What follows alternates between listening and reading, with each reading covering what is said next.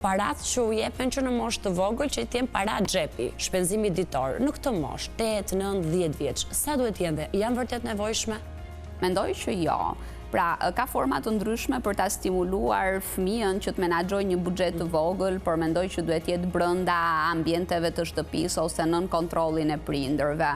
Unë nuk jam dakord që fëmijëve t'i jepen para me vete ose të mbajnë portofol apo ta marrin në shkollë. Po çfarë mendon për prindërit që u japin një buxhet ditor?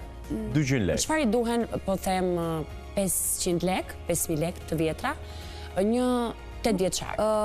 Mendoj që nuk i duan dhe nuk kanë pse t'ja japin. Unë nuk i jap sepse nuk e ka të nevojshme, duke qenë se shkolla ka mensën, i ka të gjitha shërbimet e përfshira dhe nuk mendoj që duhet ketë para me vete për të blerë diçka.